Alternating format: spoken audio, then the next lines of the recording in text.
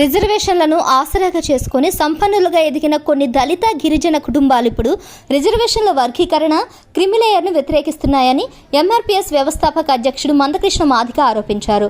ప్రధానమంత్రిని కలిసి క్రిమిలేయర్ను వ్యతిరేకించిన 100 మంది దళిత గిరిజన ఎంపీలు అదే సామాజిక వర్గంలోని పేదలకు ఎలా న్యాయం చేయాలో చెప్పకపోవడం విడ్డూరమన్నారు. ఎస్సీ రిజర్వేషన్లను ఆధారంగా అనుకూలంగా ఈ నెల 1వ తేదీన సుప్రీంకోర్టు తీర్పు వచ్చిన రోజు నుంచి ఢిల్లీలో ఉన్న మందకృష్ణ మాదిగ శనివారం ఇక్కడ తెలంగాణ భవన్లో విలేకరుల సమావేశంలో మాట్లాడారు.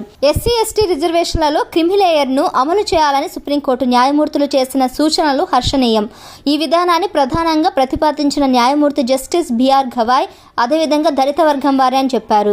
ఆయన బాబాసాహెబ్ అంబేద్కర్ పుట్టిన మహారాష్ట్ర నుంచి వచ్చారన్నారు. దళిత గిరిజన వర్గాల కేటగిరీలో పార్లమెంటులో తిష్టవేసిన ఎంపీలందరూ 7 దశాబ్దాలుగా రిజర్వేషన్ ఫలాలు పొందుతున్న కులాలు కుటుంబాల నుంచి వచ్చిన వారే. ప్రయోజనాలన్నీ తమ కుటుంబాలకే చెందాలన్న ఉద్దేశంతోనే వారు క్రిమిలేయర్కు వ్యతిరేకంగా మాట్లాడుతున్నారన్నారు. తెలంగాణలో పెద్దపల్లి పార్లమెంట్ నియోజకవర్గం నుంచి 4 దశాబ్దాలుగా గడ్డం వెంకటస్వామి, ఆయన కుమారుడు వివేక్, ఇప్పుడు మనవడు వంశీ ప్రాతినిధ్యం వహిస్తూ వస్తున్నారు. మల్లు అనంతరాములు సోదరులు మల్లు రవి, మల్లు బట్టి విక్రమార్కులు దశాబ్దాలుగా రాజకీయంగా ఎదిగి నియోజకవర్గాలను గుప్పెట్లు పెట్టుకున్నారు. దేశవ్యాప్తంగా ఇలాంటి కుటుంబాలే అవకాశాలను కబ్జా చేశాయి. రామ్ విలాస్ పాస్వాన్ కుమారుడు చిరాగ్ ఇప్పుడు కేంద్ర మంత్రి అయ్యారు.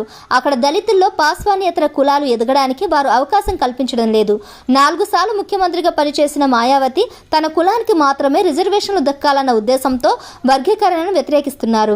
ఏఐసీసీ అధ్యక్షుడు మల్లికార్జున ఖర్గే, ఆయన కుమారుడు అల్లుడు రిజర్వేషన్ల ద్వారా ప్రజా ప్రతినిధులుగా ఎన్నికయ్యారు. అధికారం 50 ఏళ్లుగా వందలు వేల కోట్ల రూపాయలకు వారసులైన వారి చేతుల్లోనే ఉందని మందకృష్ణ మాదిగ ధ్వజమెత్తారు. 13వ తేదీన తాను హైదరాబాద్కి తిరిగి వెళ్లిన వెంటనే ఏపీ, తమిళనాడు, తెలంగాణ, కర్ణాటక ముఖ్యమంత్రులను కలిసి ఆయా రాష్ట్రాల్లో వెంటనే వర్గీకరణ అమలు చేయమని కోరుతామన్నారు.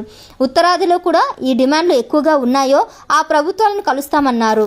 ఢిల్లీ వెళ్లిన ఎంఆర్పీఎస్ వ్యవస్థాపక అధ్యక్షుడు మందకృష్ణ మాదిగ ఈ నెల 13న హైదరాబాద్కు తిరిగి వస్తున్న సందర్భంగా భారీ ర్యాలీ నిర్వహిస్తున్నట్లు ఎంఆర్పీఎస్ నేత డాక్టర్ మున్నంగి నాగరాజు శనివారం ఇక్కడ విలేకరులకు తెలిపారు. ర్యాలీ బేగంపేట్ లేదా సికింద్రాబాద్ రైల్వే స్టేషన్ నుంచి ప్రారంభం అవుతుందని, రాష్ట్రంలోని మాదిగలంతా పెద్ద ఎత్తున పాల్గొని విజయోత్సవ ర్యాలీ విజయవంతం చేయాలని కోరారు.